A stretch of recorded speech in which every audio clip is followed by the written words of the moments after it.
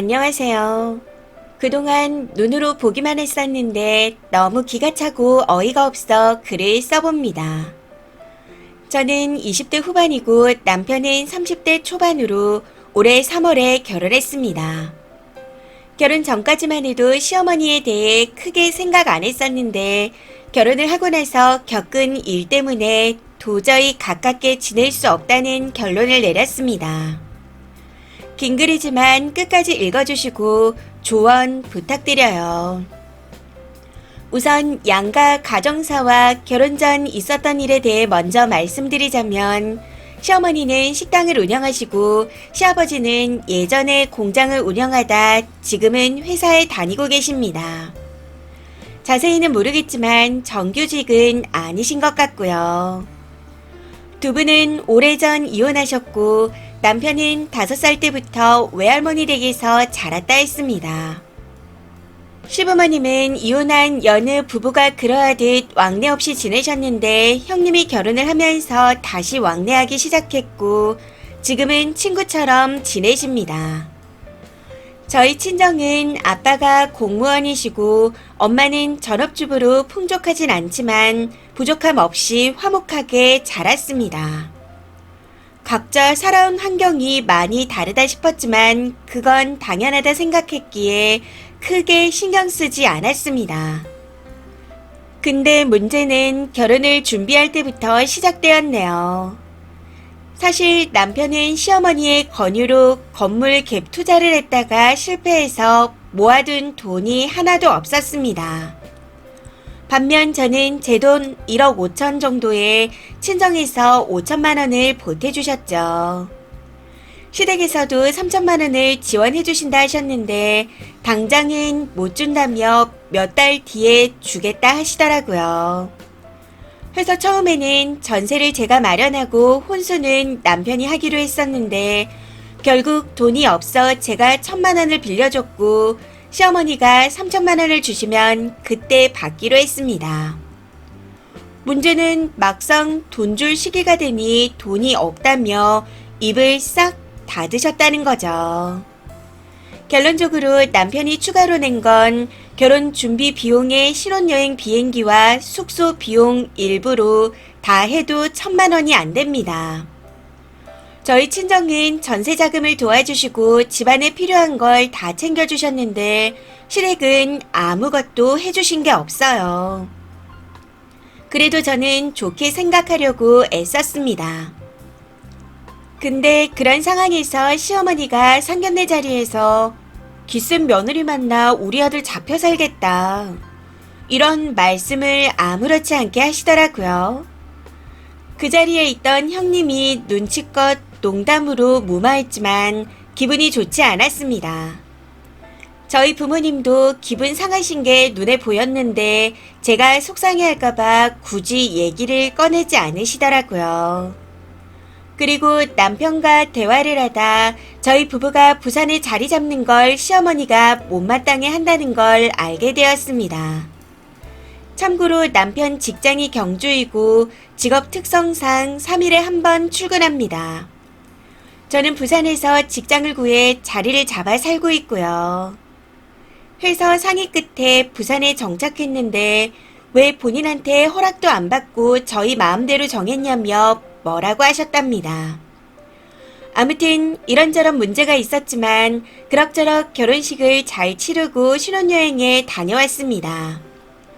근데 신혼여행을 마치고 다녀온 날 공항에서 남편이 시어머니와 심각하게 통화를 하더군요. 표정이 좋지 않아 걱정이 되긴 했었지만 이후 저한테 별다른 말이 없었기에 별일 아니라 생각하고 넘어갔습니다. 근데 나중에 알게 되었네요. 남편 폰에 통화 녹음 앱이 깔려 있어 자동 녹음이 되는데 그걸 우연히 듣게 되었거든요. 신혼여행 다녀오는 날 시어머니가 며느리가 안부 전화도 안 했다 라고 하며 저를 욕하셨더라고요. 혹시 오해하실까 싶어 말씀드리자면 저는 친정에도 따로 전화는 안 드렸고 그냥 톡만 남겼었습니다. 당연히 이후 방문해서 인사도 드렸고요. 아무튼 그걸 듣고 난 후 혹시나 하는 마음에 다른 통화도 들어봤더니 며느리가 명품 가방 안 사줘서 서운하다. 이바지 음식은 당연히 해야 되는 거 아니냐? 이런 식의 말씀들을 하고 계셨습니다. 진짜 들을수록 기가 막혔지만 큰일 만들고 싶지 않아 혼자 삭히고 넘어갔었네요. 근데 얼마 전 시어머니가 황당한 부탁을 해오시더라고요. 저한테 남편 몰래 따로 보자 하시기에 제가 왜 남편 몰래여야 하냐 물었더니 당황하시며 와서 듣고 내가 판단해라. 딱 이렇게 말씀하시더라고요.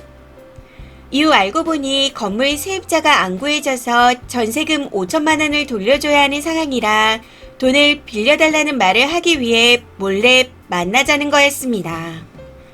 시어머니가 간암 초기일 수도 있다는 진단을 받으셔서 치료를 받고 나면 보험금 5천만 원이 나온다며 그 전까지만 저한테 빌려달라 하려던 거였죠. 이 얘기는 남편한테 전해 들었습니다. 당시 제가 남편 몰래 만날 수 없다 말씀드리며 다음에 남편과 같이 만나자 했더니 며느리한테 처음으로 의논했는데 거절했으니 앞으로 볼 일 없다. 이런 식으로 톡을 보내오셨고 이후 연락을 해오지 않으셨습니다. 결국 이 일로 남편과 크게 싸우게 되었고 앞으로 시부모님 연락은 남편을 통해서만 하고 저한테 직접 연락하지 않게 해달라고 했습니다.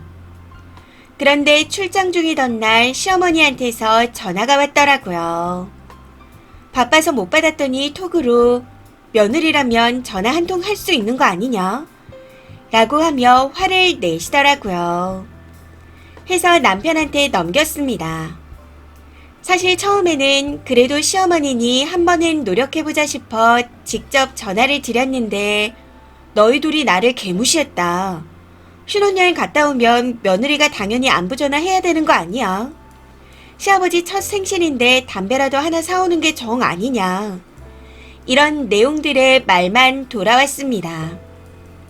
신혼여행 후 시댁에 처음 방문한 날이 시아버지 생신이었다는데 저는 그걸 방문하기 직전에 전달받아 아무것도 준비하지 못했습니다. 근데 그거 가지고 뭐라고 하신 거였죠. 어이가 없는 건 정작 아들인 남편은 평생 아버지 생일에 용돈 한 번 안 드렸다는 겁니다. 아무튼 이외에도 며느리라면 시집왔으면 시집 법도에 따라야 한다. 시집왔으면 먼저 전화해서 제사가 있는지 집안 대소사는 어떻게 되는지 먼저 물어보는 게 도리 아니냐 하는 등 온갖 말씀을 다 하시더군요. 그러면서 나를 친정 엄마처럼 생각해. 나는 결혼하면 아들은 남의 집 자식이고 며느리는 딸처럼 생각해서 딸을 얻었다고 생각해. 이런 식으로 앞뒤가 안 맞는 말까지 하시는데 기가 차고 어이가 없었습니다.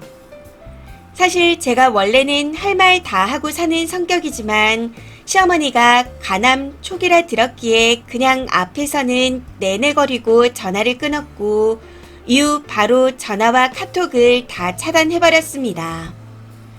위에 적은 일 말고도 이해가 안 되는 일들이 정말 많았지만 최대한 좋게 생각하려 했습니다. 어찌됐든 남편하고만 잘 살면 된다 생각하려고 했었죠. 근데 이 일 때문에 오만정이 다 떨어져서 남편한테 난리를 치게 되었습니다. 해준 거 하나 없으면서 온갖 시짜짓은 다 한다고요. 그러고는 너 때문에 내 인생 망했다고 엉엉 울면서 고래고래 소리를 질러버렸어요. 사실 저도 감정이 격해져서 좀 세게 말한 것도 있습니다. 그건 인정합니다.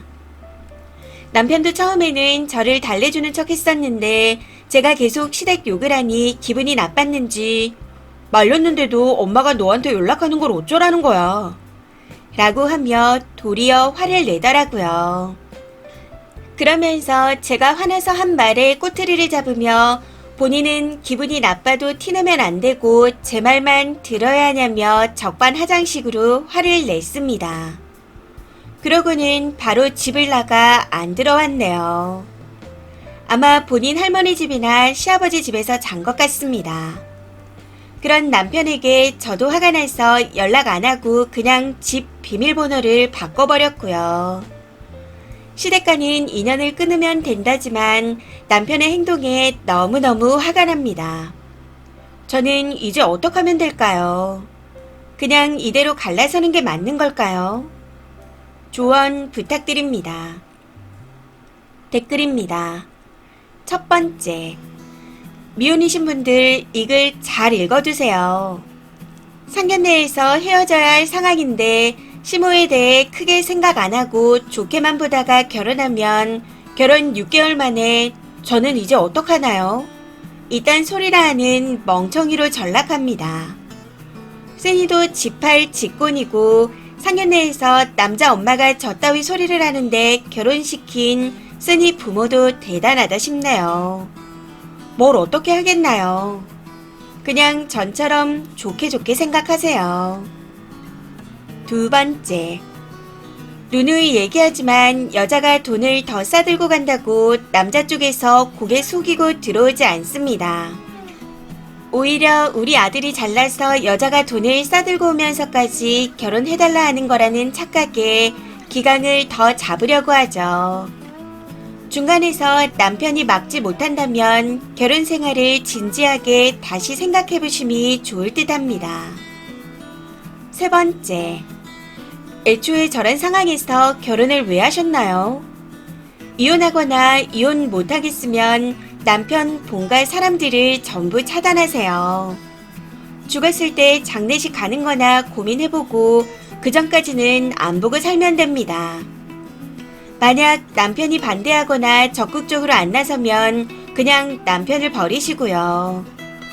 솔직히 말하면 진작에 안 나선 쓰니 남편이 병신이라 갈라서는 걸 추천하고 싶네요. 네 번째, 그대로 반납하기를 추천하지만 교제 중인 것도 아니고 이미 결혼했으니 쉬운 일은 아니겠죠.